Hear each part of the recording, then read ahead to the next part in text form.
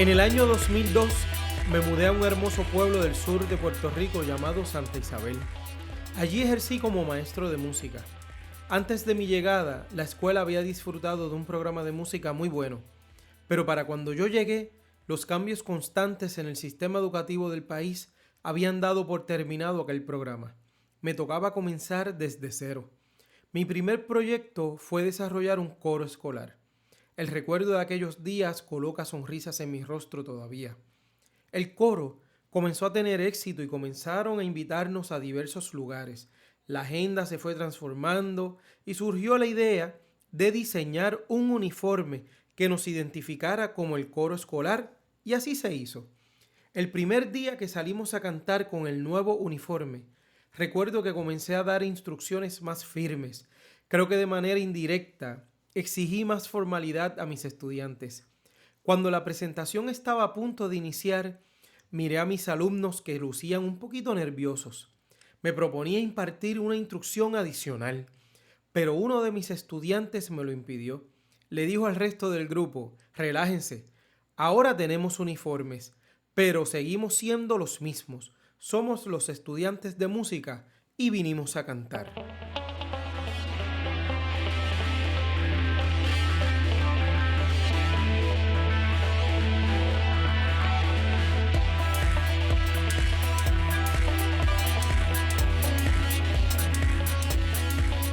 Hola, espero que su día esté siendo uno maravilloso. Yo soy Eliud Serrano Arroyo y esto es Conversando sobre Educación. El tema de hoy es uno muy importante, ya que hablaremos de lo que nadie habla. En tiempos de COVID y tecnología, todos hablan de cambios, pero ¿qué es esencial en la educación? ¿Qué es lo que no debe cambiar a pesar de lo que venga? ¿Hacia dónde debemos mirar para entender aquello que se hace esencial en los procesos educativos, sin importar los retos que enfrente o los cambios que se requieran? Hablaremos de lo esencial en la educación, y para abordar ese tema tan pertinente he invitado al doctor Jesús Santiago.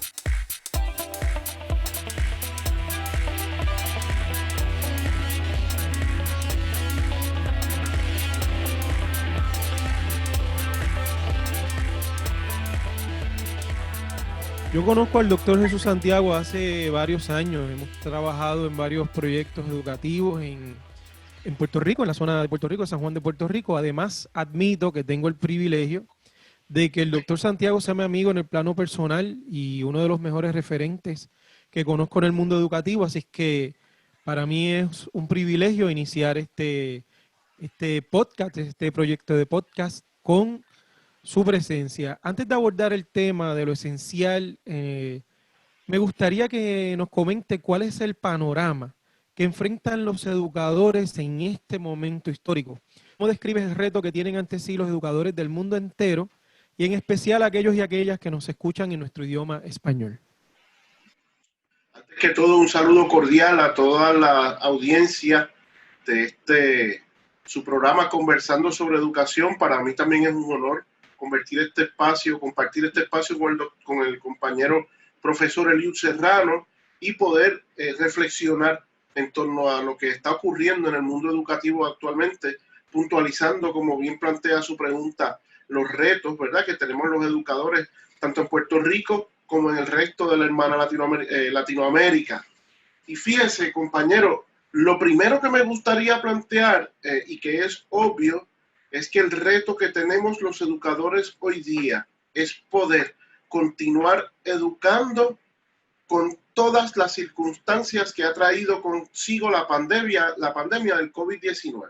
Y obviamente, ¿verdad?, ese es el reto más grande que tenemos en este momento. Y cuando hablamos de esas circunstancias, pues obviamente estamos hablando de que lo que era comúnmente un proceso de educación en la modalidad presencial, ahora ha tenido que tornarse en algo completamente distinto, como consecuencia de que obviamente para salvaguardar la salud y la integridad física no se promueve el uso de modalidades que involucren reuniones de números considerables de personas. Así que esto de por sí trae un cambio impresionante, casi violento, de paradigma. Máxime cuando nos llega este problema habiendo ya comenzado un término académico, para el cual no se planificó para trabajar con este tipo de circunstancias.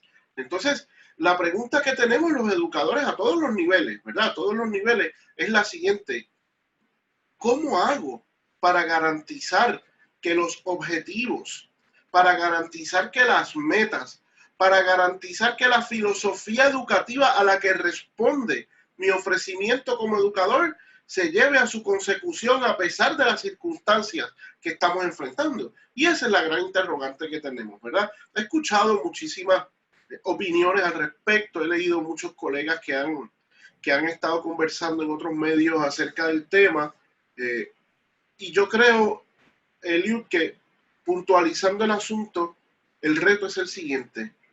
Muchos compañeros afirman que el reto es cómo nos vamos a adaptar a las tecnologías que tenemos para enseñar de manera remota.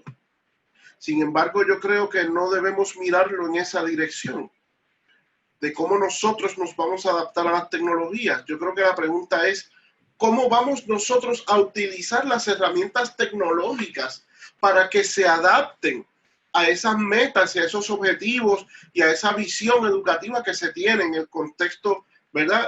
Particular de cada quien que enseñe?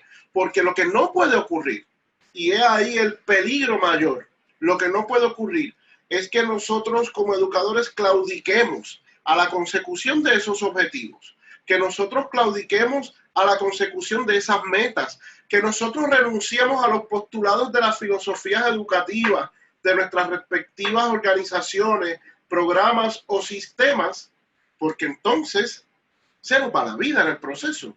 ¿Ves? Y sí que el reto yo no creo que sea cómo yo me atempero a las tecnologías, sino cómo yo atempero las tecnologías a lo que se espera que sea logrado como producto de ese proceso de enseñanza y aprendizaje. Me encanta lo que escucho porque es un planteamiento bastante claro. Es decir, no la educación, los estudiantes, los educadores al servicio de la tecnología, sino la tecnología al servicio de la educación. Oh, Un paradigma diferente, es un paradigma claramente diferente a lo que nos han dicho. Definitivamente, y ciertamente, profesor, como usted plantea, no podemos nosotros priorizar el uso de la tecnología. La prioridad, el protagonismo en el proceso de enseñanza y en el de aprendizaje siempre debe ser la formación del educando, ese proceso formativo del alumno. Desde mi perspectiva humanista y cognitiva, los procesos educativos deben ser dirigidos a dos elementos particulares. Primero, que como consecuencia de esas experiencias educativas que forman parte del proceso, nuestros estudiantes se conviertan cada vez más en mejores seres humanos, en personas buenas. Hay un fin de nobleza, hay un fin social dirigido al desarrollo del sentido humanístico y social de cada ser que forma parte de esos procesos de enseñanza y aprendizaje. No solamente los estudiantes, yo como maestro, yo como educador, como yo facilitando la experiencia significativa a mis estudiantes, yo también me convierto en una mejor persona, pero mi fin debe ser que ellos se conviertan en mejores personas. Y lo segundo, más allá de esa perspectiva humanista, va por la línea constructivista, ¿sí? Desde una perspectiva cognitiva. Yo debo procurar que todo lo que ocurra en esa experiencia de enseñanza y de aprendizaje vaya dirigido a que mis estudiantes desarrollen al máximo de lo posible sus capacidades cognitivas, es decir, su capacidad para pensar, su capacidad, ¿verdad? Involucrando los distintos niveles, no solo para memorizar y comprender, pero también para que ellos puedan analizar, para que ellos puedan aplicar, para que puedan sintetizar, para que puedan evaluar y, más importante que todo, para que puedan crear, para que sean personas que utilicen su capacidad para pensar en virtud de crear. ¿Crear qué? Crear soluciones a problemas, que puedan crear nuevos modelos que respondan a necesidades particulares de la época que les ha tocado ser, de la que les ha tocado ser parte, que puedan crear belleza, que puedan crear desde el sentido estético desarrollado elementos que vayan dirigidos al bienestar de los seres humanos a fin de cuentas, ¿sí? Entonces, es difícil lo que estamos viviendo, pero yo creo que la dirección no debe ir en cuanto a cómo yo voy a usar, cómo yo voy a temperar mi plan a esta herramienta. Yo creo que la dirección, como te comentaba ahorita, debe ser al contrario. ¿Cómo esta herramienta yo la voy a sumar para yo seguir asegurándome que no importa que yo enseñe polinomios, que yo enseñe el método científico, que yo enseñe geografía, que yo enseñe humanidades, que yo enseñe letras, no importa lo que yo enseñe, la experiencia educativa sea una experiencia que contribuya a la formación de mis estudiantes de manera tal que salgan siendo como consecuencia mejores personas y mucho más capaces de usar su capacidad, de utilizar su pensamiento. Doctor Santiago, esto apenas está comenzando y siento que tenemos servido ya ante nosotros un banquete extraordinario de temas para discutir. Así que, amigas y amigos, esto ha sido solo el preámbulo. Nos preparamos ahora para discutir esto a fondo y saber, como dicen en el Caribe, con qué se come esto. Cómo manejamos todo esto que el doctor Santiago nos está presentando.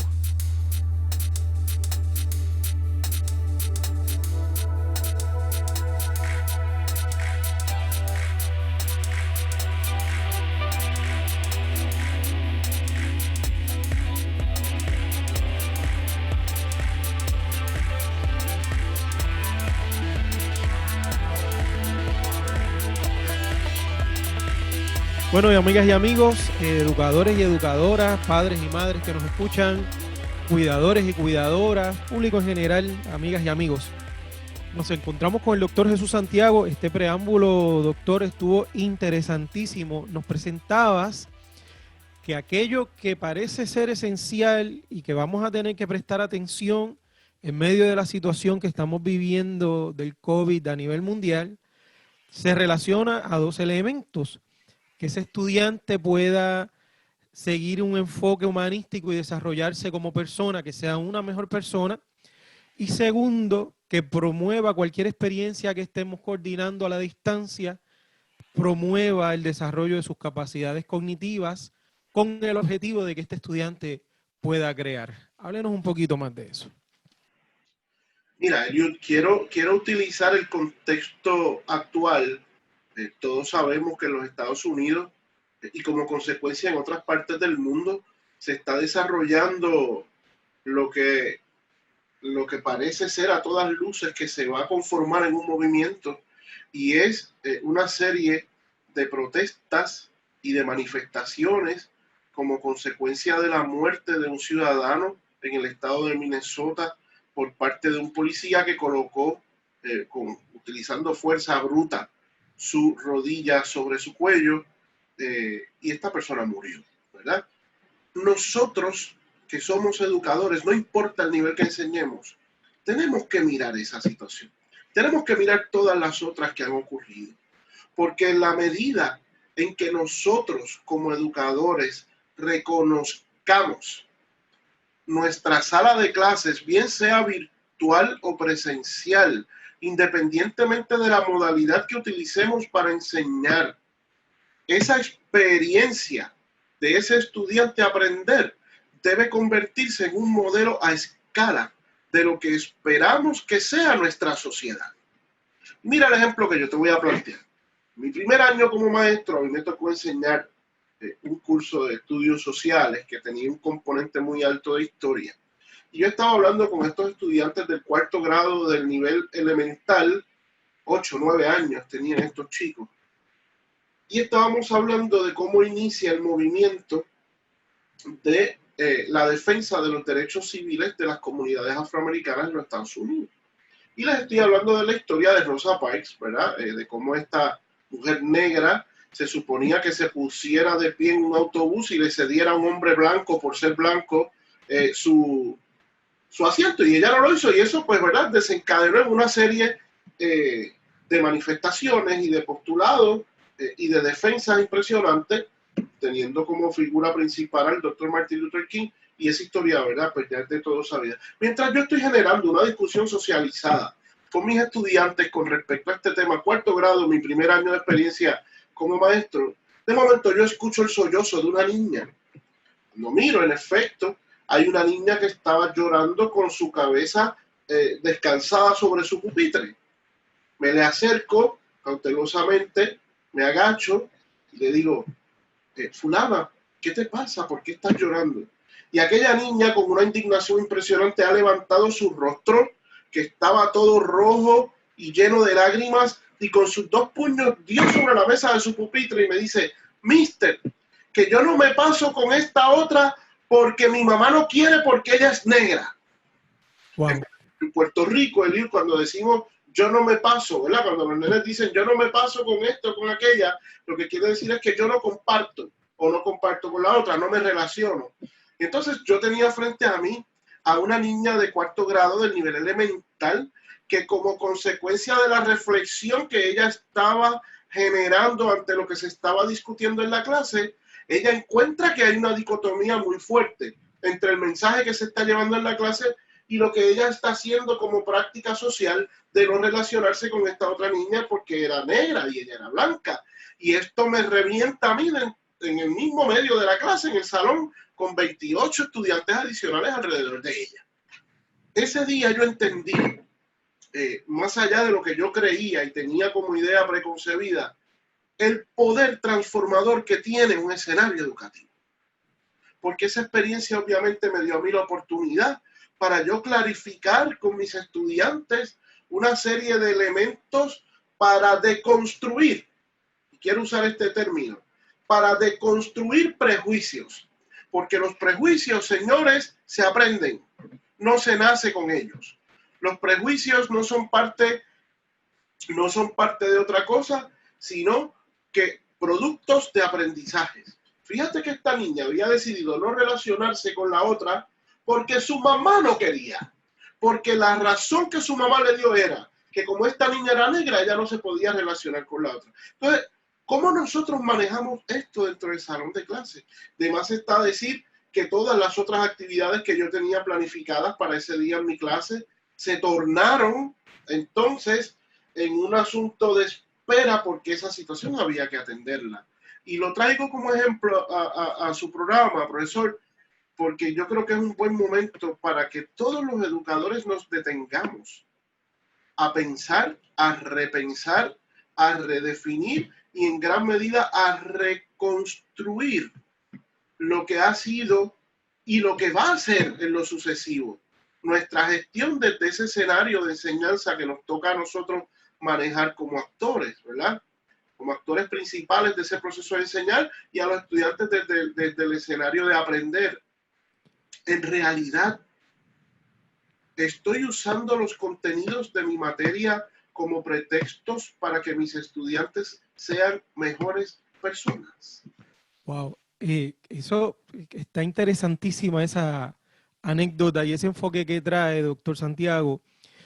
Pensaba mientras lo escuchaba que para eso nosotros como educadores, y cuando hablo de educadores, hablo también de cualquier adulto que esté involucrado en la educación de un niño o una niña, sin importar, ¿verdad?, que tenga el título de educador o no, tenemos que mirarnos, mirar la responsabilidad que tenemos y no mirarnos como jueces, es decir, no determinar qué aprende este niño y qué no aprende.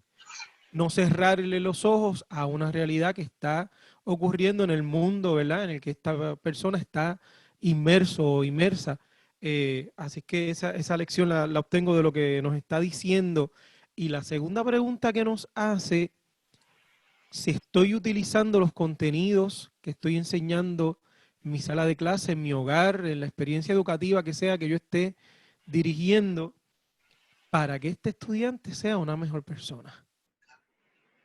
Y ahí, Eliud, tenemos que pensar en el elemento de la pertinencia como elemento clave en todo escenario educativo, porque ¿y qué si mis estudiantes se memorizan todos los símbolos de la tabla periódica de elementos?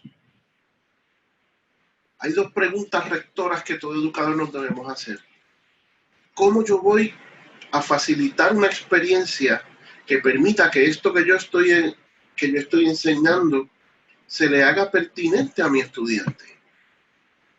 Segundo, ¿cómo yo voy a propiciar que esto que yo estoy enseñando sea un aprendizaje para toda la vida para mi estudiante, a toda vez que ya hemos identificado que he logrado facilitar que mi estudiante, desde una perspectiva constructivista, identifique por qué él es útil, identifique por qué eso que yo estoy enseñando, ¿verdad?, le es de beneficio, entonces le es pertinente. Entonces, desde ahí, Eliud, podemos comenzar a trazar una línea importante en cuanto a lo que es instruir versus lo que es educar, ¿sí?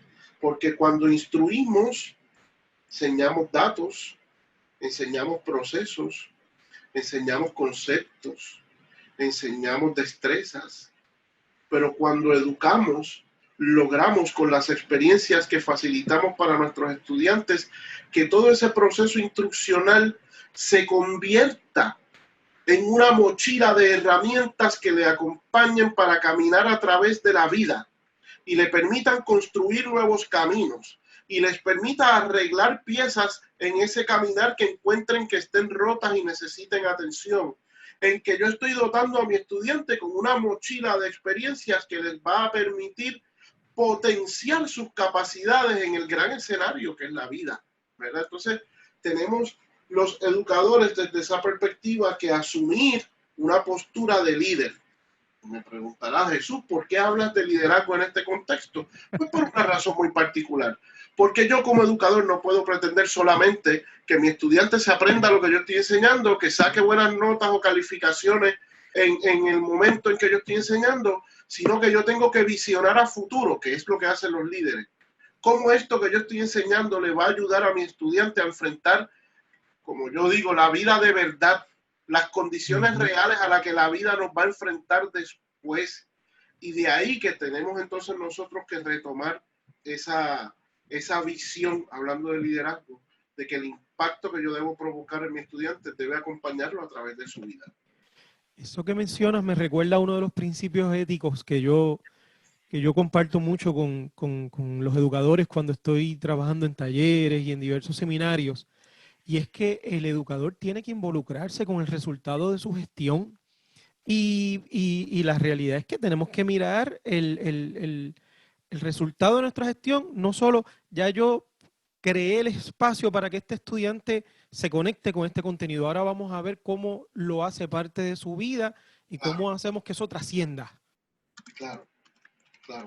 ¿Cómo yo le voy a brindar a mi estudiante la capacidad de desarrollar herramientas que le permitan caminar por la vida aún después que salga de mi salón de clase, aún después que haya aprobado la materia que yo le estoy enseñando, aún después de haber culminado incluso su proceso, ¿verdad? Su proceso como miembro de una comunidad de educación formal.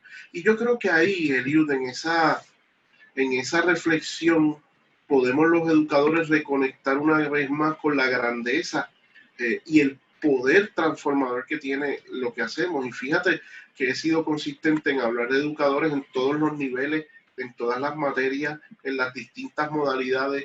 Y te confieso, ¿verdad?, que una de las grandes, a ver cómo te digo esto, no quiero usar la palabra temores, tal vez una de las grandes preocupaciones o retos que tenemos como educadores es no diluir todo esto de lo que usted y yo hemos estado conversando en esta tarde.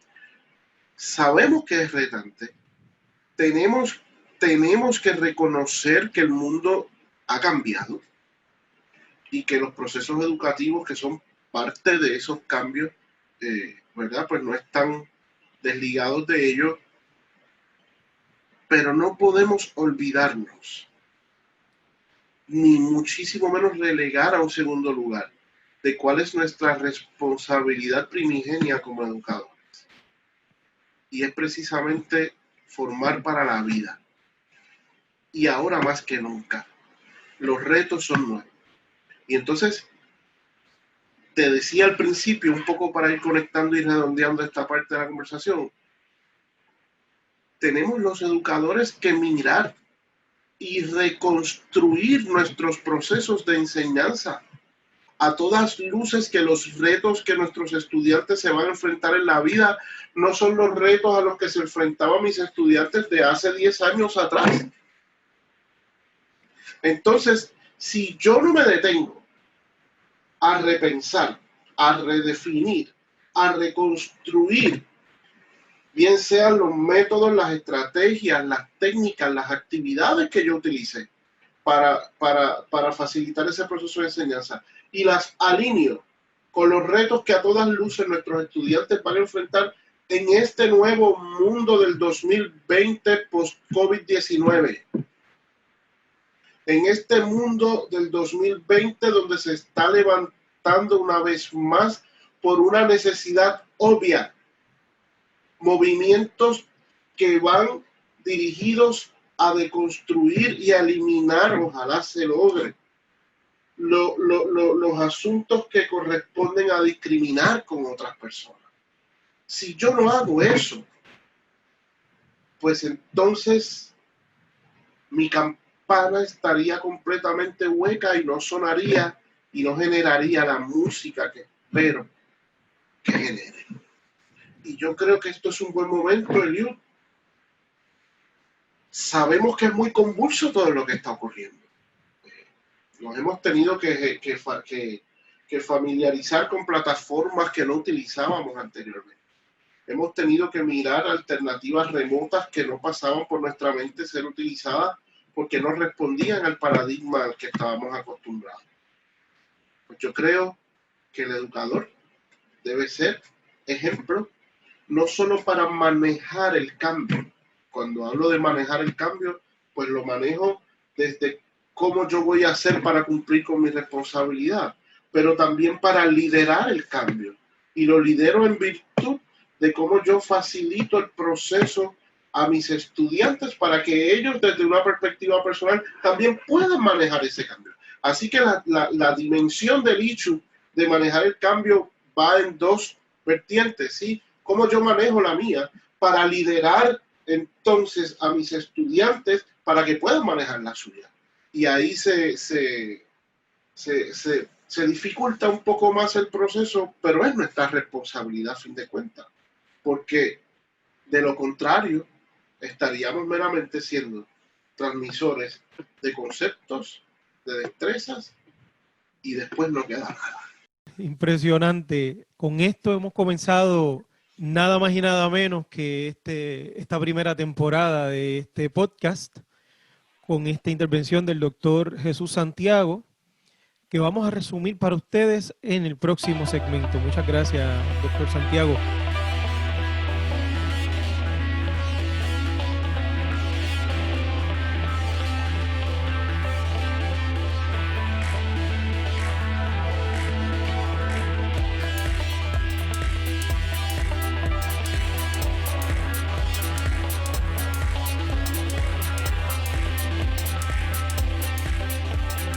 La pregunta con la que comenzamos este programa era asociada a qué es lo esencial en la educación, sin importar los cambios que la situación del COVID nos haya traído.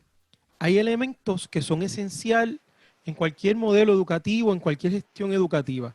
El doctor Santiago nos ha traído 8 puntos importantes que yo se los voy a recordar ahora para que usted, ¿verdad?, los tenga más fácilmente y pueda tomar notas de ellos.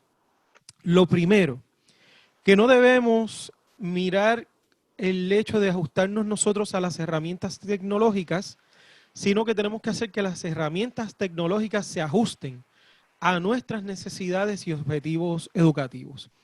El segundo, que debemos conectar con nuestros estudiantes en 2 aspectos.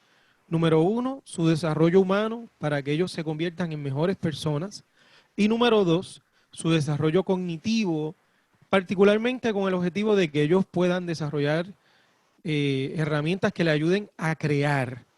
Número 3, que cualquier gestión educativa que hagamos lleve o conduzca a nuestros estudiantes a conectar con la vida real. Número 4, que las experiencias que tengan nuestros estudiantes sean pertinentes y les sirvan para trascender, para llevarlos para el futuro, que los acompañen a lo largo de su vida.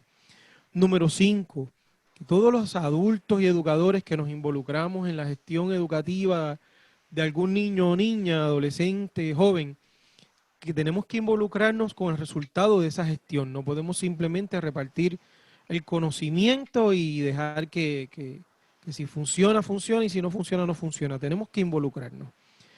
Número 6, tenemos que ser líderes y visionar nuestra gestión educativa a futuro. Número 7, tenemos que proveer herramientas para el cambio, tanto para que nuestros alumnos puedan manejar el cambio, como nosotros, como sus facilitadores y educadores, podamos manejar el cambio también. Y número 8, no olvidar nunca que estamos formando para la vida. Doctor Santiago, dígame si estos son los puntos que usted quería que recordáramos y si quiere decir algo más para las personas que se están conectando con este podcast. Yo creo que usted ha logrado de forma magistral, capturar, ¿verdad?, los elementos esenciales de lo que hemos estado conversando hasta el momento, Eliud. Y te escuchaba, ¿verdad? Y pienso en muchas cosas, reflexiono en muchos aspectos. Fíjate que cuando nosotros nos formábamos como estudiantes, nosotros nos prepararon para responder a un sistema político y económico propio de ese momento. En el caso nuestro acá en Puerto Rico, para la época de la industrialización. Entonces nos preparaban para responder a sistemas, a organizaciones ya existentes. Pero los cambios han traído consigo una serie de visiones diferentes. Y ahora debemos nosotros procurar preparar a nuestros estudiantes para que piensen en alternativas de autogestión, para que piensen en el emprendimiento. Y todo eso está relacionado al acto de crear, del que hablábamos ahorita, del desarrollo cognitivo. Y no nos podemos olvidar que en la medida en que nosotros potenciamos y facilitamos experiencias en las que el estudiante descubra cada vez más su capacidad para crear, su capacidad para generar nuevas ideas, su capacidad para entender, aplicar y hacer. Nuestros estudiantes entonces van a ser gente feliz, porque ese elemento actitudinal no lo podemos dejar a un lado, ¿verdad? Y cuando hablamos de la felicidad en este contexto, no lo hablamos desde la perspectiva de la japicracia, que te agradezco la recomendación del libro que he estado leyendo, sino que hablamos, no la felicidad como la idea que nos han querido atosigar de un estado de plenitud, ¿verdad? De un estado perenne de plenitud total, sino como esa sensación que experimentamos con la satisfacción del deber cumplido, por ejemplo, con la satisfacción de haber podido ayudar al otro, a la otra, con la satisfacción de saber que he hecho lo mejor que ha estado a mi alcance, que no me conformo con la mediocridad, que lo mínimo no puede ser mi estándar. Y entonces ahí se va desarrollando y se va cociendo dentro de los pueblos una mentalidad que va dirigida a la co-creación, a la colaboración, al desarrollo de la suma de esfuerzos como fórmula por excelencia para el beneficio de todos. Y sé que hay unos elementos políticos ahí que están involucrados en esta afirmación que acabo de hacer, pero eso es harina de otro costal. Fíjate que hay una persona que respeto mucho en el ámbito educativo, su nombre es Ken Robinson, el psicólogo educativo, y Ken Robinson dice lo siguiente, dice que si usted es estudiante, si es educador, si es padre, si es administrador, si es generador de políticas educativas, y si usted interviene en la educación del modo que sea, pues uno pudiese llegar a ser parte de ese cambio educativo del que hemos estado conversando. Y él dice que para eso hacen falta 3 formas de discernimiento, 3 maneras de entender para actuar, y son las siguientes. Primero, mirar de forma crítica la situación actual, que es lo que hemos estado haciendo hasta este momento. Segundo, una visión de cómo debe ser, y ahí vemos el liderazgo en función de la educación. ¿Qué es lo que está ocurriendo? ¿Qué es lo que debería hacer? Y tercero, él plantea la necesidad de esbozar una teoría transformadora para movernos de la situación actual a lo que esperamos que sea. Y yo creo que ahí, ¿verdad? Ken Robinson nos plantea de manera interesante la necesidad desde el inicio de crear, porque para yo poder lograr todo esto, necesito crear. ¿Cómo yo voy a darle esas herramientas a mis estudiantes para que puedan entonces afrontar los retos que les ha correspondido a ellos manejar? Pues es muy importante entonces mirar, como bien él plantea, la educación con la siguiente finalidad, que sea capacitar a nuestros alumnos para que ellos puedan comprender el mundo que les rodea, para que puedan identificar cuáles son sus talentos naturales con la finalidad de que ellos se puedan realizar como individuos y que se conviertan en ciudadanos activos y compasivos, ¿verdad? Y ahí vemos otra vez esa fusión humanista cognitiva en función del estudiante como individuo y en función del estudiante como miembro de una sociedad. Y no podemos darle el poder a las circunstancias adversas de la pandemia para que el proceso educativo claudique en esa finalidad. Y es el mensaje que quiero plantear. No podemos permitir que las nuevas circunstancias impidan que la educación siga siendo un proceso humanista, cognitivo y como consecuencia transformado. Porque ahí sí se nos va la vida, no solo como individuos, sino también como pueblos. Sé que, por ejemplo, mira, hay un grupo significativo de docentes en México que están trabajando con la estrategia de aprendizaje y servicio. Hay todo un movimiento en Colombia de integración de la tecnología a los procesos educativos en los primeros grados y así sucesivamente en los hermanos países de América Latina. Hay una serie de movimientos, sí, hay una serie de iniciativas extraordinarias para enriquecer los procesos educativos. También es un buen momento para que nos paremos y miremos qué podemos hacer como región. No necesariamente mirar la situación desde una perspectiva local. Cómo la experiencia de los hermanos en la Argentina nos pueden enriquecer y ayudar a nosotros. Cómo la experiencia de los hermanos de la vecina República Dominicana pueden ayudar a los hermanos nicaragüenses. Y desde esa perspectiva nosotros continuar propiciando encuentros, lugares de encuentro como lo es esta plataforma de Conversando sobre Educación, para que podamos compartir las mejores prácticas, las que han sido beneficiosas, las que han resultado conforme a lo esperado, y de esa manera nutrirnos, porque al fin de cuentas debemos todos vernos como ciudadanos de un país bien grande, que se llama Planeta Tierra. Claro que sí. Agradecido por esa reflexión. Yo estoy aquí todavía disfrutando, ¿verdad?, de haberlo escuchado. Yo creo que si nuestros amigos y amigas que nos siguen están en sintonía con lo que yo estoy pensando, sabrán desde ya que estaremos invitando próximamente al doctor Jesús Santiago para que nos hable un poquito más de todo eso que nos está hablando de Ken Robinson y algunas otras cositas que yo sé que él maneja muy bien. Dicho sea de paso, tenemos pendiente unos capítulos muy interesantes que vienen a continuación. Hemos estado en conversación con educadores en el Perú y en Chile. Así que vamos a ver cómo traemos esos temas ¿verdad?, y a esas personas a discutir y a conversar desde esta plataforma. Doctor Santiago, ha sido un privilegio para mí y estoy seguro que para todas las personas que le han escuchado hoy, donde sea que estén, en el país que estén, a la hora que lo hayan escuchado, ha sido un privilegio para nosotros escucharle. Gracias por compartir con nosotros este espacio. El honor ha sido mío, profesor. Agradezco inmensamente la invitación y quiero extenderle mi palabra de felicitación porque este tipo de plataformas, este tipo de iniciativas son las que se suman para seguir construyendo.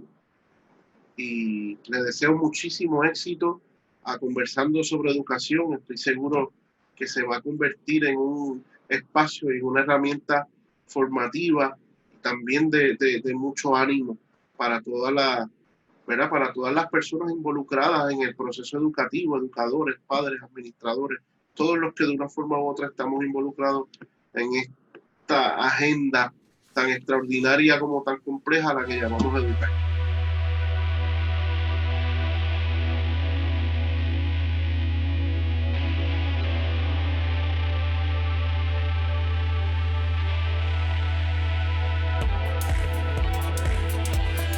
Agradezco al Dr. Jesús Santiago que haya compartido su conocimiento y experiencias con nosotros. La próxima semana estaremos compartiendo con la doctora Bárbara Abadía Resach y el tema será educación antirracista. ¿Qué niño o qué niña va a querer autoidentificarse con una imagen que le ha dicho que es menos, con una imagen que ha visto de persona encadenada, arrodillada, una persona esclavizada? Suscríbete a nuestro canal de YouTube Conversando sobre Educación y dale a la campanita para que permanezcas en contacto conmigo y con la comunidad de educadores que conectan con mi canal y con los contenidos educativos de calidad que te interesan. Yo soy Eliud Serrano Arroyo y esto es Conversando sobre Educación. Música Josué Reyes, fotografía Tomás Vargas, arte Angélica Guzmán, revisión y edición de guiones Mariela García, revisión de episodios Juliet Moreno, edición y dirección del programa Eliud Serrano.